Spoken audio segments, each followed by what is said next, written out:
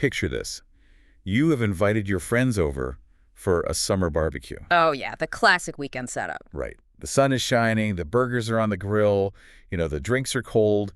You are standing in your backyard completely relaxed, and then bam, it hits you. Oh, no, that smell. Exactly.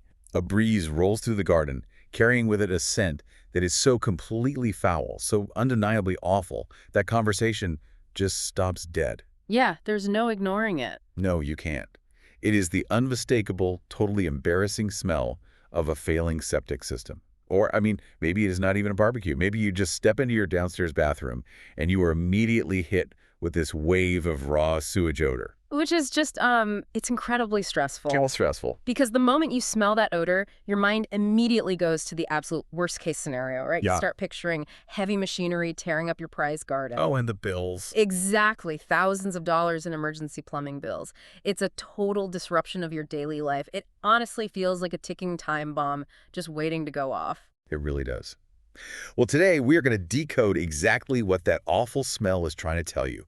We're doing a deep dive on this comprehensive guide all about diagnosing and eliminating septic odors, and we'll even get into insights on treatments like SEPTIFIX. Because the mission here is to help you fix that invisible ecosystem beneath your lawn, before it turns into a massive, costly disaster. Okay, let's unpack this. Because even though we are dealing with a literally dirty topic, the science and the mechanics behind what is actually happening in the dark underground are incredibly fascinating. They really are. But before we can figure out how to kill the smell, we first have to understand why a healthy system is producing these gases in the first place, right? Right. So to understand that, we have to start with the biology. Okay. A septic system is not just, a passive holding tank. It is a highly active, living environment. Like it's alive down there. Literally alive, yeah.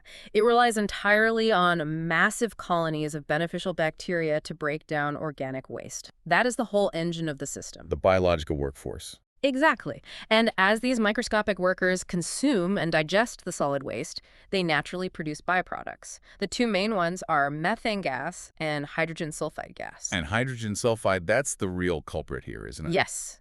It is what gives off that classic pungent, rotten egg smell.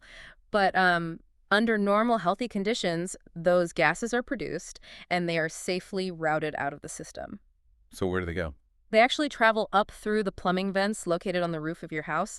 They just disperse high in the air where nobody can smell them. Oh, wow. So it's basically like a giant underground stomach. That's a good way to look at it, yeah. When it is digesting properly, it's going to produce gas. It has to burp. Mm-hmm. But it is designed to burp out of the roof, high above everyone's heads. Mm-hmm. So if the system is venting properly out the roof, we shouldn't smell anything at ground level or inside the house, right? That is the baseline. If everything is in equilibrium, your garden smells like flowers and your bathroom smells like soap. As it should. Right. If you do smell sewage, it means that delicate biological and mechanical balance has been disrupted. What's fascinating here is that we often view these bad smells merely as a nuisance, just something disgusting we want to go away. Because it is disgusting. True, but from a diagnostic perspective, that odor is an elegant, built-in early warning system. Your house is effectively communicating with you. Okay, I have to admit, calling a foul sewage smell elegant is a bit of a stretch for me. Fair enough, fair enough. But I get the point. It is an alarm bell sounding off before the system fully backs up and ruins your property. But if the gases are supposed to vent safely up and out the roof, why do they suddenly start invading the living room? Right, so that takes us from the biology down in the dirt into the actual mechanics of the house. What are the physical blockages that actually derail this venting process? Well, the first one to look at is right up on the roof. That roof vent is just a simple pipe, completely open to the elements, and over time, nature takes its course. Like birds and stuff. Exactly. A bird might decide that a warm, cylindrical pipe is the perfect, safe place to build a nest.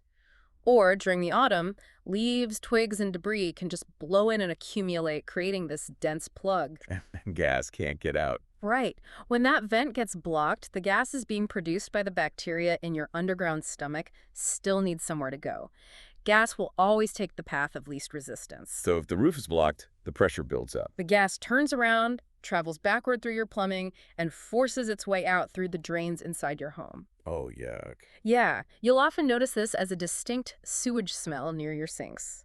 And you might even hear a strange gurgling sound coming from the pipes when you empty a basin. Wait, really? So that gurgling is literally the trapped gas bubbling up through the water in your pipes trying to escape. That's exactly what it is. That makes total sense. Yeah. And I guess that brings us to the second mechanical failure, which is incredibly simple, but causes so much unnecessary panic. The dry floor drain. Yes, the mystery of the dry floor drain. I'm talking about those drains you find in basements, laundry rooms, or like the center of a garage floor, drains that you almost never actually use. Right, and they rely on something called a P-trap. A P-trap. Yeah, it's a brilliant piece of basic engineering in modern plumbing. Underneath every drain in your house, the pipe bends into a U shape before continuing out to the septic tank. Oh, so it holds water. Exactly. That U-shape is designed to hold a small amount of water at all times. Because water is dense, that little pool acts as a physical, airtight seal. So the sewer gas can't get past the water. Right, the pressure of the gas simply isn't strong enough to push through that water barrier, so it completely blocks the odors from coming up out of the tank and into the room. But because these specific drains in the basement or the garage are so rarely used, the water sitting in that U-shape simply evaporates over time, right? Yep, the seal just vanishes. The door is left wide open for the gas to waltz right into your basement. And the irony of human behavior here is just incredible to me. How so? Well, you walk into your basement, you smell this horrific, foul odor coming from the floor drain, and your immediate instinct is to wage war. You assume the drain is filthy. Oh, absolutely. People grab the bleach. Right. You grab a bucket, you grab the harshest chemical bleach you can find, and you start aggressively scrubbing the metal grate. When the actual, literal fix for the problem could just be pouring a single cup of plain tap water from the kitchen sink down that drain to refill the trap. It is a perfect example of how we tend to overcomplicate things. We assume a terrible smell requires an intense, aggressive solution. But it doesn't always. No. Checking the roof vent for a bird's nest or pouring a jug of water down a neglected basement drain are incredibly easy, zero-cost targets. You should always rule out these simple mechanical failures before assuming your entire septic tank is failing. Okay, so let's say we check the roof. It is totally clear. We poured water down all the basement drains so the traps are full. But the smell is still there, and it is getting worse. Then you have a bigger issue. All right, that means the problem is not a mechanical venting issue inside the house. The problem is out in the yard, inside the tank itself. Which brings us to what might be a direct attack on the bacteria doing all the hard work. Yes, and this is where human behavior really starts to clash with the biology of the septic system. Remember, the tank relies entirely on a thriving population of beneficial bacteria to digest the solid waste. They need to be healthy. Right. But what do we do in a modern household? We pour things down the drain that are explicitly formulated to kill bacteria. Like bleach. Bleach, absolutely. We use copious amounts of it to keep our whites bright. We scrub our showers with strong disinfectants. We wash our hands with antibacterial soaps. And we try to clear slow sink drains with highly caustic chemical drain cleaners. But wait, we're told our whole lives that a clean bathroom is a sterile bathroom, you know? It feels completely counterintuitive to let bacteria thrive anywhere near our plumbing. It does feel wrong to people. Here's where it gets really interesting. We are living in an era where we are obsessed with sanitization. We want our kitchens to be sterile, our hands to be 99.9% germ-free. Yeah. But that exact drive to keep our homes hyper-clean is actively destroying the precise bacteria we desperately need to manage our own waste. We are essentially waging chemical warfare on our own infrastructure. You hit the nail on the head. The chemical mechanism here is just brutal. When you pour bleach down the drain, it physically destroys the cell walls of the bacteria in your tanks. That rips them apart. Literally rips them apart. If we connect this to the bigger picture, it requires a complete shift in how you view your home's waste management. Maintaining a septic system is about cultivating an ecosystem. Oh, like gardening. Exactly. It is much closer to gardening or, like, brewing kombucha than it is to sanitizing a kitchen counter.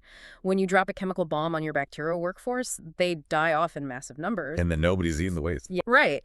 And when there are no bacteria left to digest the incoming waste, that solid waste just sits there. It accumulates way faster than it can break down. So the system just stalls. The digestion process stalls out, the sludge layer at the bottom of the tank builds up rapidly, and the production of those foul, odor-causing gases skyrockets.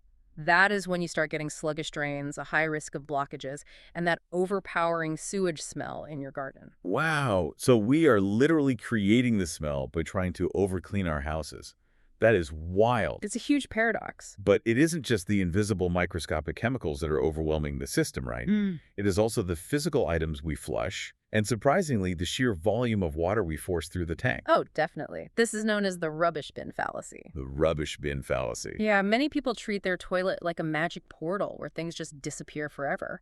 But a septic tank is incredibly specific about what it can handle.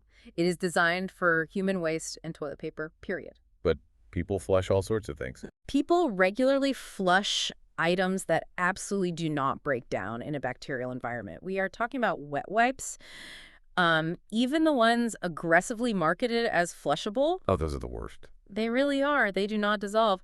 Paper towels, feminine hygiene products, cotton buds. And it goes beyond the bathroom too, right? Yeah. In the kitchen, people are rinsing grease, cooking oil, and coffee grounds down the sink. Yes. Some people even flush cat litter. Like, none of these things are going to be digested by the bacteria. Not at all. They just sink to the bottom and take up valuable space. Or they form this thick, impenetrable layer of scum at the top of the tank. Which ruins the balance. Yeah. But what really surprised me was the impact of just plain, clean water. The fact that you can break your septic system just by using too much water. Yeah, that is called hydraulic overload. Even if you are super careful about chemicals and you only flush toilet paper, you can still overwhelm the system with sheer volume. How does that work? Well, a septic tank requires time. When wastewater enters the tank, it needs to sit there long enough for the solids to settle to the bottom and for the bacteria to do their digestive work. It needs time to process. Right. If you have an unfixed leaking toilet that runs constantly, or if you just use a massive amount of water all at once, you are continually rushing water through the tank. The wastewater does not have time to separate. So it is like if I have a whole week's worth of laundry and I decide to do 5 massive loads back to back on a single Saturday morning, I am blasting the tank with hundreds of gallons of water in a matter of hours. Exactly. It is like taking a gallon jug of water and trying to chug the entire thing in 10 seconds instead of sipping it slowly throughout the day. The system just completely chokes. That's a great way to put it. It cannot process the volume, so it literally flushes untreated, unsettled waste right out into the drain field. Yikes. Which actually leads me to a question about the weather. Because I was reading the source guide and I have to ask, does a massive multi-day rainstorm essentially act like a giant laundry day for the outdoor drain field? That is an excellent analogy. Yes, it absolutely does. Really? Yeah, so the final stage of a septic system is the drain field, which is this network of perforated pipes buried in trenches in your yard. It allows the treated wastewater to slowly filter down into the soil. I'm with you. The soil microbes do the final cleaning before that water hits the groundwater table. But if you have heavy, torrential rainfall for several days, the soil in your yard becomes completely saturated. It's like a full sponge. Exactly. It's a sponge that cannot hold another drop of water. When you flush your toilet or take a shower during a heavy storm, that water travels to the drain field, but there is literally nowhere for it to go. The ground cannot absorb it. Right, so the water backs up, the treatment process grinds to a halt, and those stagnant gases get pushed back up to the surface.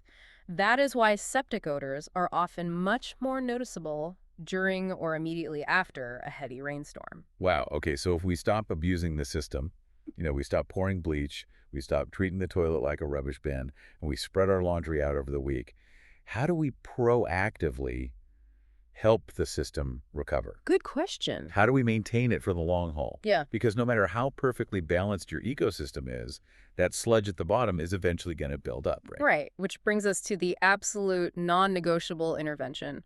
Routine pumping. The vacuum truck. Yeah, routine pumping is the physical removal of the indigestible sludge that inevitably builds up at the bottom of the tank over time.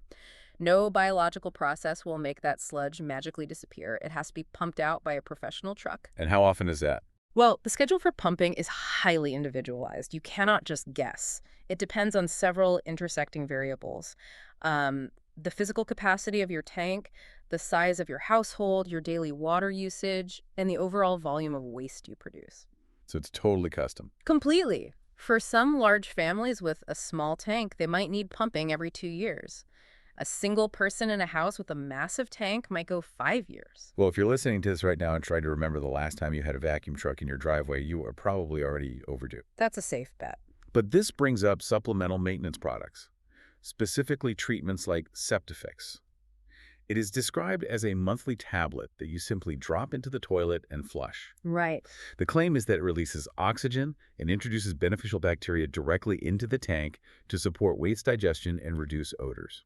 So, what does this all mean? I have to push back here on behalf of every homeowner who wants an easy way out. Is dropping a tablet like SEPTIFIX down the toilet basically a get-out-of-jail-free card?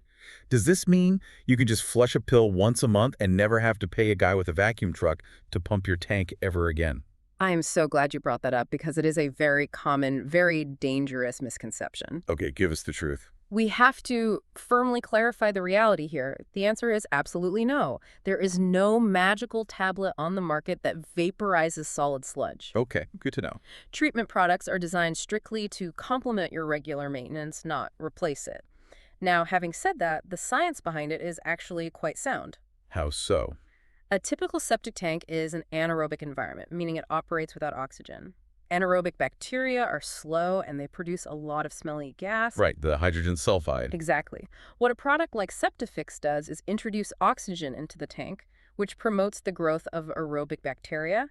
Aerobic bacteria work much faster and they don't produce those foul-smelling byproducts. Oh, so it shifts the environment from slow and smelly to fast and efficient. Yes, But it still doesn't make the sludge vanish. precisely. If you accidentally use, say, too much antibacterial soap one week, a biological supplement might help replenish the bacteria colony.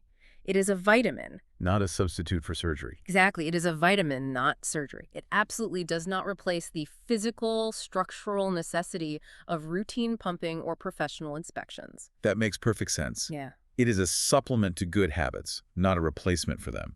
So if DIY fixes and good habits aren't cutting it, how do you know when to swallow your pride and call a professional? When things get structural.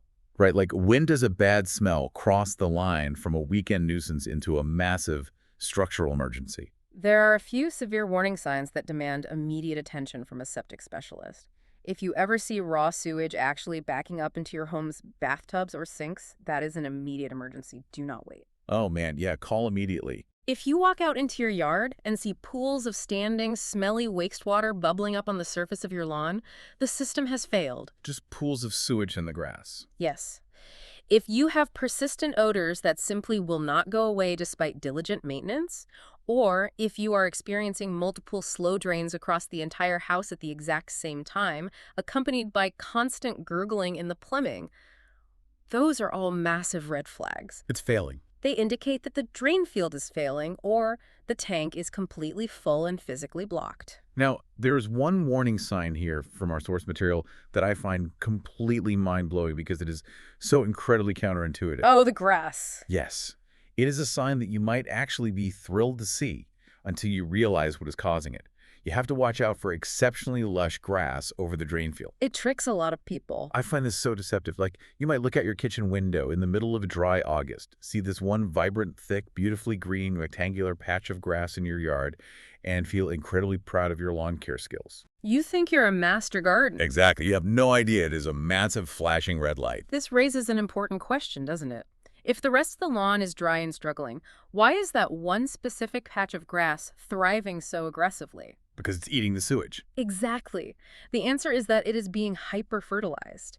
It is feeding directly on raw, untreated sewage and excess moisture that is escaping from a failing drain field and pushing up toward the surface. That is just awful. Well, untreated sewage is essentially pure nitrogen and phosphorus.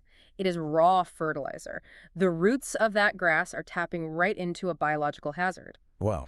It is a prime example of why understanding the whole system, the unseen ecosystem beneath the soil, is so absolutely vital for a homeowner. Things are rarely as they appear on the surface. That is just wild. Your beautiful lawn is actually a warning sign that your plumbing is completely failing. It really changes how you look at the world around you. It really does. So, to bring this all together for you listening at home, remember that a foul septic odor ruining your barbecue is usually an early warning sign, not an immediate death sentence for your plumbing. Right. Listen to the alarm. Your house is trying to tell you that the balance is off. Think critically about the ecosystem you are managing. Stop treating your toilet like a rubbish bin. Watch out for hydraulic overload on laundry day. Just spread the laundry out. Go check those unused floor drains in the basement and pour a cup of water down them just to be safe. Limit your use of harsh antibacterial cleaners and consider incorporating sensible maintenance habits or biological supplements to keep your underground workforce thriving. And stay diligent with your professional pumping schedule. A little bit of attention to the unseen mechanics of your home can save you thousands of dollars and an immense amount of stress down the line. But before we wrap up, there's one detail we touched on today that has really stuck with me, and I want to leave you to ponder it. We talked about how a heavy, saturating rain can overwhelm a drain field. Right, the sponge effect. The ground acts like a full sponge, the water backs up, and the odors escape. We'll look at the changing global weather patterns we are seeing right now. It's getting intense. It is. We are experiencing an increase in extreme, sudden torrential downpours in regions that historically never had to deal with that kind of flooding. If extreme saturation becomes the new normal, how will traditional septic systems hold up? That's a huge issue. Will the delicate, invisible ecosystems buried beneath our lawns be able to handle the intense waterlogged climate of the future, or are we looking at a looming, widespread wastewater crisis right in our own back gardens? What a scary thought. Something to think about the next time the rain starts falling.